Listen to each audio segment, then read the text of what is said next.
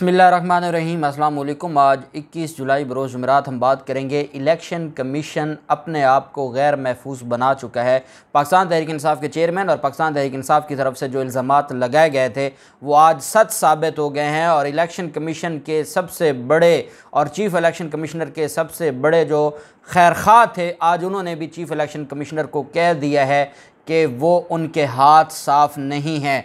PP7 Rawalpindi के हवाले से पाकिस्तान तहरीक इंसाफ का जो फ़ैसला, पाकिस्तान तहरीक इंसाफ की दरख्वास्त पर जो फ़ैसला आया है इलेक्शन कमीशन का, लाहौर हाई कोर्ट के अहकामात के बावजूद जो फ़ैसला दिया है और पाकिस्तान तहरीक इंसाफ के एक मेंबर का लाहौर से ज़िमनी इलेक्शन में नोटिफिकेशन रोक लिया है। बड़ी अहम जो पेशरफ्त हुई है और बड़ी अहम तफसीलात हैं जो मैं आपके साथ शेयर करने जा रहा हूँ।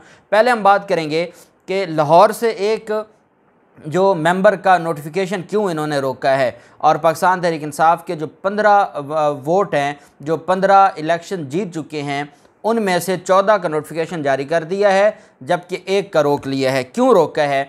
ये शबीर गुजर हैं जो PP167 में नज़ीर चौहान के मुकाबले में जिन्होंने इलेक्शन लड़ा था और तकरीबन 15 से 20 हज़ार वोटों की लीड से वो जीत गए थे। अब वहाँ पर एक वाक़या पेश आया और वो था लड़ाई का। आप जानते हैं कि ज़िमनी इलेक्शन से पहले ही वहाँ पर लड़ाई हुई थी और नज़ीर चौहान ने धावा बोला था पाकिस्तान तहरीक इंसाफ के कैंप पर और फिर पाकिस्तान तहरीक इंसाफ के ख़िलाफ़ मुकदमा दर्ज हो गया। पाकिस्तान तहरीक इंसाफ की जो कारकुनान हैं उनको उठा लिया गया था पुलिस की तरफ से। उसके बाद इलेक्शन कमीशन ने भी एक इंक्वायरी शुरू कर दी थी।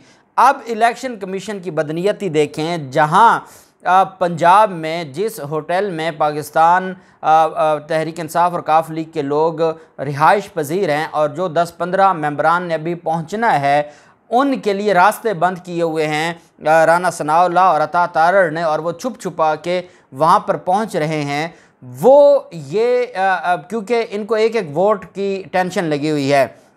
आसफ जरदारी ने धमकी दी है परवेज़ इलाही को कि अगर मेरी बात ना मानी तो हमारी ज़ाती दुश्मनी शुरू हो जाएगी, फिर ये हमारी लड़ाई ज़ाती सियासी लड़ाई से ज़ाती लड़ाई हो जाएगी। इस हद तक ये गिर गए हैं, इस हद तक ये बावले हो गए हैं।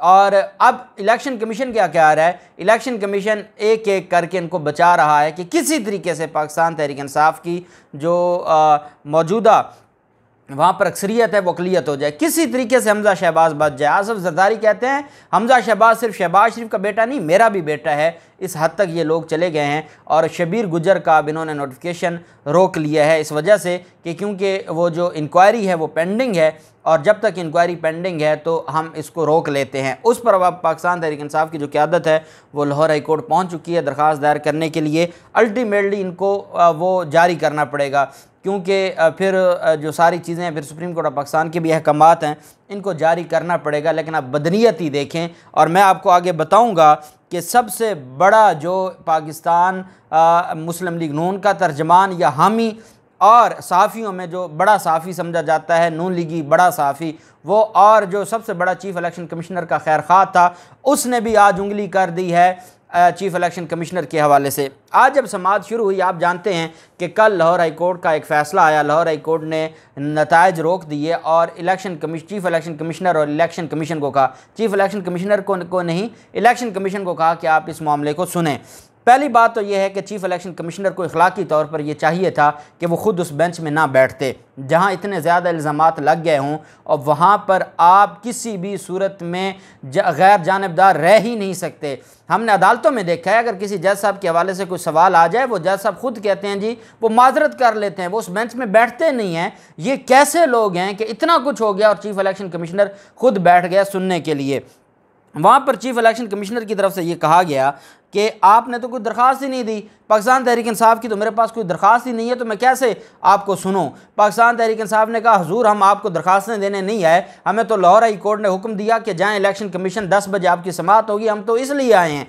फिर पाकिस्तान तहरीक इंसाफ के वकील ने कहा कि लाहौर हाई कोर्ट ये कह रही है in this view of the matter, जो कल का फैसला है, a copy of this writ petition along with its annexures is ordered to be transmitted to respond number 1 election commission, who shall treat it as an application on behalf of the petitioner under section 95 subsection 6 of the act and shall pass a decision there on after granting hearing to the petitioner, कि जब Lahore high court ये कह रही है कि जो हमारे पास petition दायर की है शबीर अवान ने, वो पिटिशन और उसके साथ जितने अनेक्चर्स हैं वो हम इलेक्शन कमी ऑर्डर किया अपने रजिस्ट्रार को कि वो आप ऑर्डर भी, पिटिशन भी, अनेक्चर्स भी सारे आप भिजवा दें इलेक्शन कमीशन को, और इलेक्शन कमीशन उस पिटिशन को जो लाहौर हाई कोर्ट ने भिजवाई है वो ऐसे ट्रीट करे कि वो पीटीआई के उम्मीदवार ने दरख्वास्त दायर की है और ऐसे ट्रीट किया जाए। और आज जब सुबह सवेरे समाअत हुई 10 बजे के बाद, तो चीफ इलेक्शन कमिश्नर कहते हैं जी आपकी तो हमारे पास दरख्वास्त नहीं है। चीफ इलेक्शन कमिश्नर कहते हैं कि कल एक दरख्वास्त आपकी थी 5 बजे, 10 मिनट के बाद आपने वो विड्रॉ कर ली। उस पर पाकिस्तान तहरीक इंसाफ के वकील ने कहा कि क्योंकि हमारी लाहौर हाई कोर्ट में दरख्वास्त थी, हम लाहौर हाई कोर्ट में गए हुए थे, इस वजह से हमने वो दरख्वास्त वापस ले ली थी, और अब क्योंकि लाहौर हाई कोर्ट ने हमें हुक्म दिया है कि आपके पास ही आएँ, तो इस वजह से हम आपके पास आ गए हैं। उन्होंने कहा जी बताएं आपका क्या मामला है, तो वो उन्होंने कहा जी कि आर्टिकल जो सेक्शन 95 है वो हम इस बात की इजाज़त देता है कि अगर हम सेटिस्फाई नहीं हैं तो हम आपके पास आएँ और आके आपको दरख्वास्त दें, और आप हमारी दरख्वास्त पर पाबंद हैं, आपके पास कोई ऑप्शन नहीं है, आपकी मर्ज़ी नहीं चलनी कि आप कहें जी कि आपकी मर्ज़ी चलेगी, नहीं आपकी मर्ज़ी नहीं चलेगी, बल्कि आपको ये हर हाल में करना पड़ेगा, आपको हर हाल में रिकाउंटिंग करवानी पड़ेगी। ये लाहौर हाई कोर्ट ने हुक्म भी दिया है और ये इलेक्शन एक्ट में भी लिखा हुआ है। अब इलेक्शन एक्ट का वो मैं आपको सेक्शन जो 95 है वो पढ़ के पहले सुनाऊंगा ताकि ये पता चल जाए कि ये इलेक्शन कमीशन किस हद तक बदनीयत हो चुका है। ये सेक्शन 95 है जिसका टाइटल है कंसोलिडेशन ऑफ रिजल्ट्स। बड़ा सेक्शन है, इसमें हम डायरेक्ट आ जाते हैं सेक्शन 95 सब सेक्शन 5 में। यहाँ पर ऑनरेबल जो लाहौर हाई कोर्ट है उसने भी यही फैसला दिया, before commencement of the consolidation proceedings, नतायज जब आपने मुरतब कर लिए हैं और नतायज जारी करने से पहले, द रिटर्निंग ऑफिसर शैल, यहाँ शेल का वर्ड इस्तेमाल है, हमारे यहाँ लॉ की टर्मिनोलॉजी में कहा जाता है शेल का, जहाँ शेल का वर्ड आ जाए, दो अल्फाज इस्तेमाल होते हैं लॉ की टर्मिनोलॉजी में और लॉ की किताबों में, एक मे और एक शेल। जहाँ मे का वर्ड आ जाए वहाँ वो लाजुम व मलजूम नहीं है, जहाँ शेल का वर्ड इस्तेमाल हो जाए वहाँ किसी भी चीफ इलेक्शन कमिश्नर साहब, अगर आपने लॉ नहीं पढ़ा, किसी भी कानून के तालिब इल्म से पूछ लें कि शेल का वर्ड इस्तेमाल हो जाए तो आपकी कोई अख्तियार बचता ही नहीं है, आप पाबंद हैं उसके ऊपर अमल दरामद करने के। लॉ कहता है, ये सेक्शन 95 है, सब सेक्शन 5 है इलेक्शन एक्ट 2017 का, वो कह रहा है कि before commencement of the consolidation proceedings the returning officer shall recount the ballot papers of 1 or more polling stations. Pakistan Tehreek Insaf ने 21 पोलिंग स्टेशंस के लिए दरख्वास्त दी थी। The returning officer shall recount the ballot papers of 1 or more polling stations if a request or challenge in writing is made by a contesting candidate or his election agent and the matters of the victory is less than 5% of the total votes polled in the constituency or 10,000 votes, whichever is less, or the returning officer considers such request as an not unreasonable. तो अदालत ने कहा ना, हमारे कानून ने कहा कि अगर आपके पास दरख्वास्त आती है और जो विक्ट्री का मार्जिन है वो 5% वोट हों या 10,000 से कम वोट का मार्जिन हो, तो फिर भी अगर वो आपको दरख्वास्त देता है तो आप पाबंद हैं कि आप उस पर फैसला देंगे और आप रिकाउंटिंग करवाएंगे। यहाँ पर 0.1% मार्जिन है, सिर्फ 49 वोटों का मार्जिन है, सिर्फ 49 वोटों का मार्जिन है। लॉ कहता है कि अगर 5% टोटल या 10,000 से कम मार्जिन हो तो आपके ऊपर शेल, आपकी जिम्मेदारी है, आप बाउंड हैं कि आप हर हाल में रिकाउंट करवाएं। और ये रिटर्निंग अफसर को दरख्वास्त दी गई, दरख्वास्त रिटर्निंग अफसर को देनी थी, रिटर्निंग अफसर ने उसको खारिज कर दिया। रिटर्निंग अफसर ने खारिज किया तो उसके खिलाफ इलेक्शन कमीशन में भी दरख्वास्त दी, लेकिन उसके खिलाफ डायरेक्ट आ गए Lahore high court. Lahore high court ने उस दरख्वास्त को पाकिस्तान तहरीक इंसाफ की अपील और एप्लीकेशन बना के इलेक्शन कमीशन के पास भेज दिया और कहा कि आप कानून के मुताबिक इसको डिसाइड करें, और इलेक्शन कमीशन ने उस दरख्वास्त को खारिज कर दिया है। जो सेक्शन 95 है, सब सेक्शन 5 है और 6 है, उसकी जो सारी की सारी जो ज़िम्मेदारी थी इलेक्शन कमीशन की और रिटर्निंग ऑफिसर की, उन्होंने उसको उठाकर फेंक दिया है।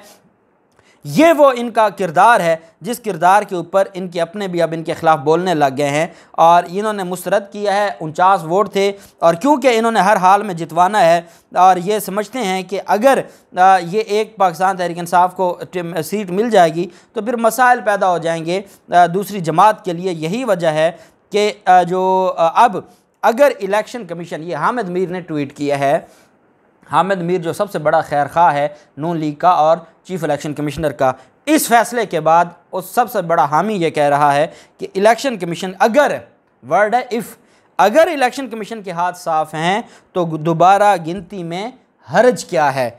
इलेक्शन, इस फैसले ने इलेक्शन कमीशन को मज़ीद गैर महफूज बना दिया है। ये हामिद मीर ट्वीट कर रहा है जो सबसे बड़ा हामी है और सबसे बड़ा तर्जमान बना हुआ है नून लीग और इलेक्शन कमीशन का। अब भी कोई बदनीयती बच जाती है, अब भी कोई ये बात ख़त्म नहीं हो गई कि हर हाल में जो ये गैर जानिबदार नहीं है, ये जानिबदार हैं, ये जानिबदार हैं, ये जानिबदार हैं। कानून मैंने आपको पढ़ के सुना दिया है, लाहौर हाई कोर्ट का फैसला मैंने आपको पढ़ के सुना दिया है। ये कहाँ से हैं, ये कौन से कानून को फॉलो कर रहे हैं, ये किस कानून को फॉलो करते हैं। और आज ही लाहौर हाई कोर्ट में ये फैसला चैलेंज होने जा रहा है। जो शबीर गुज्जर का नोटिफिकेशन जारी नहीं किया और शबीर अवान की जो दरख्वास्त खारिज हुई है, दोनों फैसले हाई कोर्ट में चैलेंज होने जा रहे हैं और आज इंशाअल्लाह शाम से पहले पहले इसके ऊपर समाअत होगी। जो भी तफसील होगी आपके साथ शेयर करेंगे। अल्लाह पाक पाकिस्तान का हामी व नासिर हो। बहुत शुक्रिया। अल्लाह हाफिज़। पाकिस्तान जिंदाबाद।